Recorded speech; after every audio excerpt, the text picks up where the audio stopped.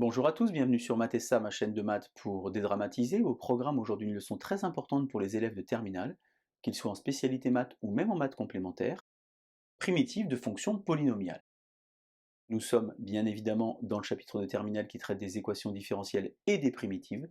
Je vous insère comme d'habitude le lien vers la playlist du chapitre, afin que vous puissiez vérifier vos acquis et vos connaissances. Alors pourquoi cette notion est si importante? Eh bien elle est simplement transversale, elle va être utilisée dans de nombreux domaines. Par exemple en physique, dans le domaine de la mécanique, lorsque vous avez l'accélération en intégrant, vous allez obtenir la vitesse, et lorsque vous avez la vitesse, en intégrant, vous allez obtenir la position. En termes de français, on utilise plutôt le terme d'intégrer au lieu de primitiver. Puisqu'on est en train de faire du français, je vais faire une petite allitération.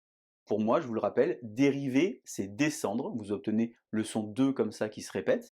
Ça veut dire que si vous avez une fonction petit f, eh bien lorsque vous allez la dériver, vous allez obtenir ici f'. On a une formule qu'on a appris en classe de première spécialité qui dit que pour tout n qui appartient à grand N, eh bien la dérivée de x puissance n, c'est donc n, x puissance n moins 1. Si je prends mon exemple simple avec x cube, j'ai ici sur mon escalier que j'aime bien utiliser x cube. Lorsque je dérive x cube, j'ai donc d'abord le 3 qui va descendre, et en dessous, toujours dans cette idée de descendre, de x cube, eh bien j'ai la marche x carré. J'ai donc la dérivée de x cube, c'est donc 3x carré, et vous observez comme ceci que je suis bien descendu. Alors qu'est-ce qui se passe maintenant pour l'intégration? D'abord l'intégration et la dérivation sont deux opérations contraires. Si dériver c'est descendre, eh bien intégrer c'est monter. J'utilise ici la lettre grand F qui va représenter une primitive, c'est le mot de vocabulaire pour petit f. J'ai utilisé l'article indéfini une primitive. Naturellement on peut avoir la primitive ou les primitives, il y a une vidéo qui traite de ceci. Je vous insère le lien vers cette vidéo si vous voulez vous entraîner. Alors comment ça fonctionne? Eh bien si je vais monter, je vais prendre un exemple très simple, je vais prendre donc ce petit 1, et au-dessus de 1, j'ai x. J'observe donc ici que lorsque je vais dériver x, je vais revenir à 1, et lorsque j'intègre 1, eh bien je vais arriver à x. Alors je vais recommencer ce processus avec x cube ici. Au-dessus de la marche x cube, j'ai donc la marche ici x4. Ça veut donc dire que lorsque je vais dériver x4, il faudrait que je retombe sur x cube. Simplement, la dérivée de x4, à l'aide de la formule vue ici, ce n'est pas x cube, mais 4x cube. J'ai donc un petit coefficient, il faut donc que j'ajuste ici, en rajoutant à cet endroit-là un petit sur 4, de telle sorte que lorsque je vais dériver x puissance 4, eh bien le 4 qui va descendre devant va se simplifier avec le 4 qui est ici. J'ai donc une formule qui me dit que pour tout n qui appartient à grand N, une primitive, ce symbole ici représente le symbole d'intégration ou bien de primitive, une primitive de x puissance n, c'est donc x puissance n plus 1 divisé par n plus 1. N étant un nombre entier naturel, il n'y a pas ici de problème par rapport à la division. Voilà donc la formule pour trouver une primitive de fonction polynomiale. C'est maintenant à vous de jouer, vous allez mettre la vidéo en pause, vous allez tenter de résoudre les exemples que j'ai préparés pour vous sur la partie droite du tableau, et on se retrouve évidemment juste après pour les résultats. Alors première fonction donc, d'abord toutes ces fonctions sont des polynômes, donc elles sont toutes définies sur grand R. f de x égale 2x plus 1. Alors l'idée c'est qu'à chaque fois que vous trouvez une primitive, vous redérivez dans votre tête pour vérifier que vous avez la bonne réponse. Vous savez par exemple que la dérivée de x carré c'est 2x, et bien une primitive de 2x, c'est donc ici x carré. Primitive de 1, je l'ai vu tout à l'heure, c'est donc x, et puisque je veux une primitive, eh bien je peux par exemple m'arrêter là.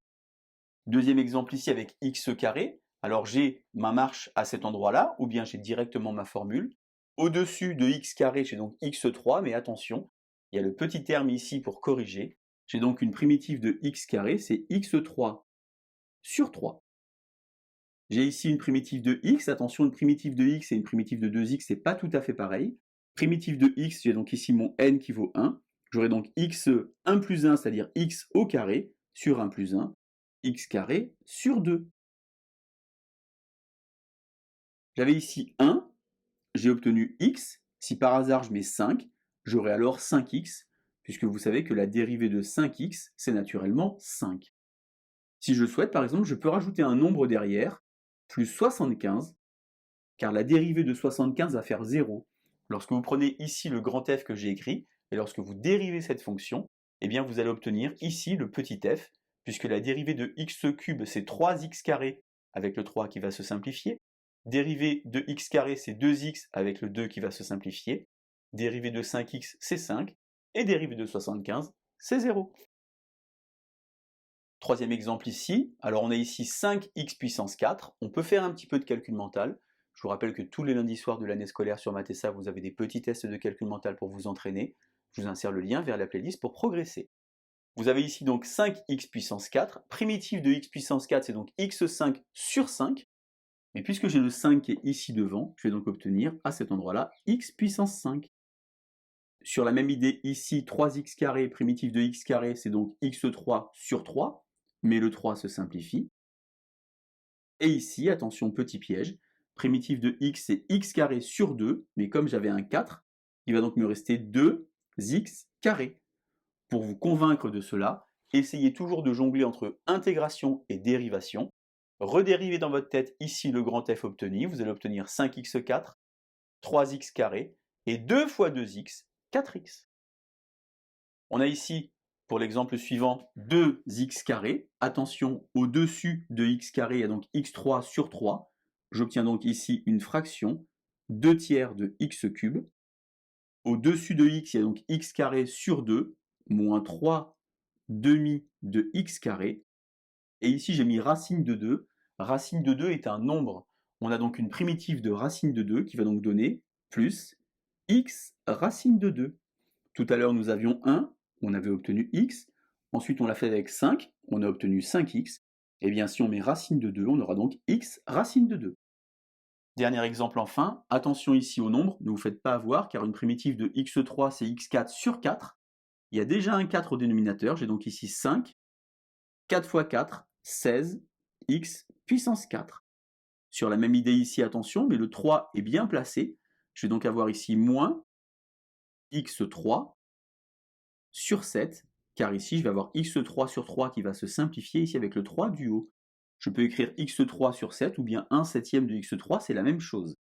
De la même manière ici, puisque j'ai 10, c'est 5 fois 2, je vais avoir 5 tiers de x carré, et j'ai mis ici pi pour vous inquiéter. Une primitive de pi, c'est évidemment moins pi x.